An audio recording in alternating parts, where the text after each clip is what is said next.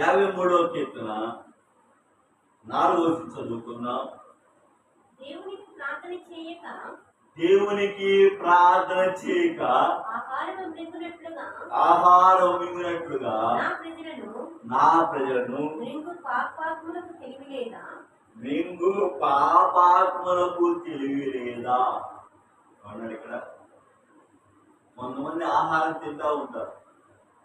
దేవుడు ఆహారం తినేటప్పుడు తినేస్తాడు, కానీ బైబిల్ అన్నాడు దేవునికి ప్రార్థన చేయక ఆహారం మింగినట్టు.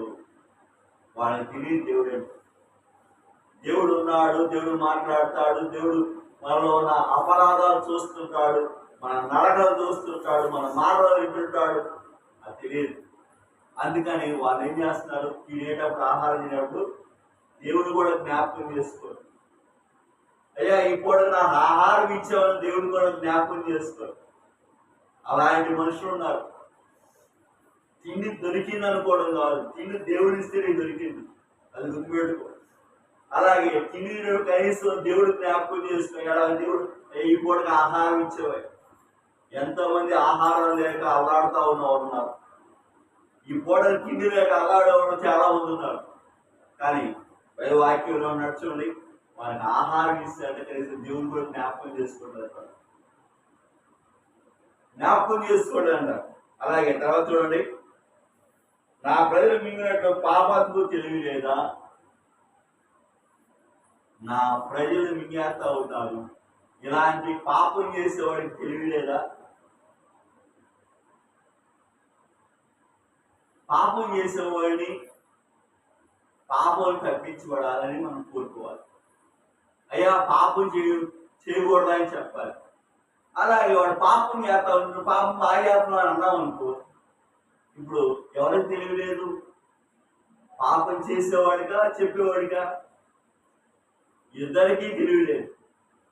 ఇద్దరికీ తెలివి లేదు. పాపాత్ముడు కనీసం అరే నువ్వు పాపం చేస్తున్నావు అని చెప్పలేని వాడు ఎలాంటి వాడు? వాడితో పాటు పాలు బాగుసులు పొందేవాడు.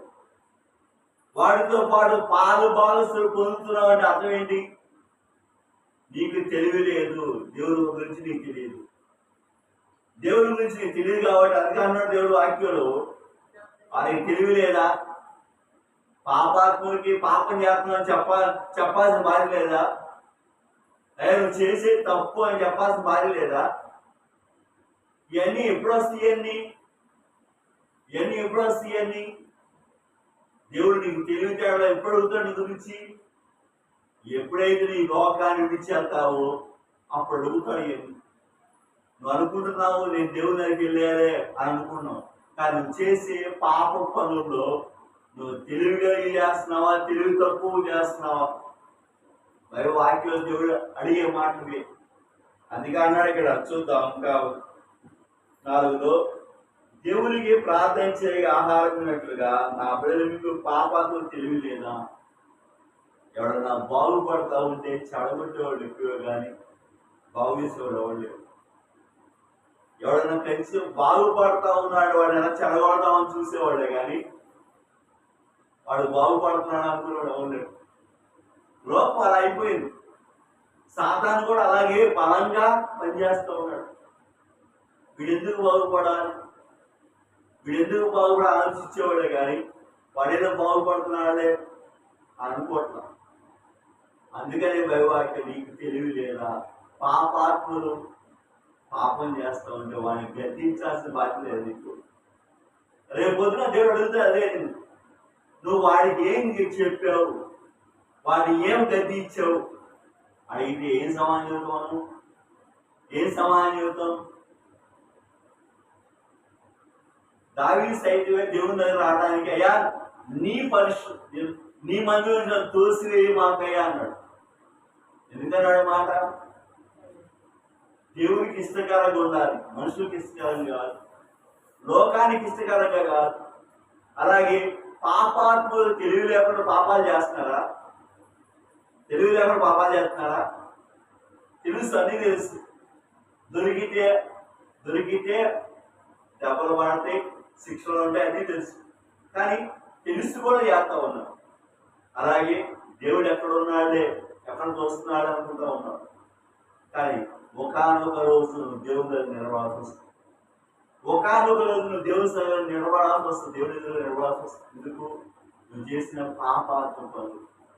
కనీసం తినేటప్పుడు దేవుని జ్ఞాపకం చేస్తుంది. అయ్యా, ఇప్పుడు నాకు ఆహారం ఇచ్చేవయ్యా.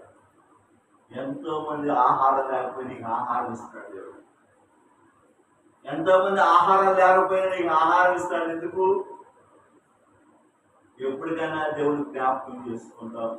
ఎప్పటికైనా ఈ పాప పనులు మానుకుంటాం. నువ్వు తెలివిగానే చేస్తున్నావు పాప పనులు. చేసింది కాదు మళ్ళా మాటలు. చేసే పాప పనులు కాదు మళ్ళా మాటలు. ఇది ఎక్కడి నుంచి వచ్చింది? అవ్వలో నుంచి వచ్చింది. అవ్వ కూడా అలాగే పొంగింది. ఏదో పాపం చేసేది ఏం చేస్తుంది? అవ్వ తీసుకెళ్ళి ఆదామే చెప్పింది. ఆదాం తీసుకొచ్చి ఎవరిమే చెప్పాడు? అవ్వమే చెప్పాడు. ఇప్పుడు ఈ పాప పనులు చేసిన వాడు ముగ్గురికి శిక్ష పడింది. ఎవరెవరికి? అవ్వ, ఆదాముకి, అలాగే పాముకి కూడా. అలాగే ఈ పాపాత్మ పనులు చేసేటప్పుడు మనం తెలివి లేకుండా చేస్తున్నామా? తెలివి లేకుండా చేస్తున్నామా? తెలివి లేక చేస్తా, తెలిసి చేస్తున్నామా? దేవుడు క్షమిస్తాడే, దేవుడు ప్రేమ కలిగిన వాడే. నువ్వు ఎట్టయినా ఉండు, ఎట్టయినా చేసుకో, ఎటువంటి చెడమైన పనులు చేసుకో, దేవుడు క్షమిస్తాడు అన్న ఒకటి మాత్రం మనకు తెలిసింది. ఆ ఒకటే తెలిసింది, దేవుడు ఎలాంటి పాపాలను క్షమిస్తాడు. అంతేగాని వాక్యం చెప్తున్నాడు దేవుడు. దావీదు సైతం, అయ్యా నీ సన్నిధిలో నేను తోసివేయమాకయ్యా అన్నాడు. అలాగే నా రక్తాపరాధం నీకు కనపడుతున్నాయ్యా అన్నాడు. దేవుడు కనపడవా? నిన్ను నన్ను పుట్టించిన ఆయనకి కనపడవా? నీలో ఉన్న ఆత్మ, నీకు నాకు ఆత్మ ఇచ్చిన ఆయన తెలియదా? నిన్ను తయారు చేసిన ఆయన తెలియదా? నువ్వు ఏం చేస్తున్నావు? దేవుడు ప్రేమ కలిగిన వాడు, నువ్వేం చేసినా క్షమిస్తాడు అని అనుకున్నావు. అదే మన సగం తెలిసింది. మనకు సగమే తెలుసు, మొత్తం తెలియదు.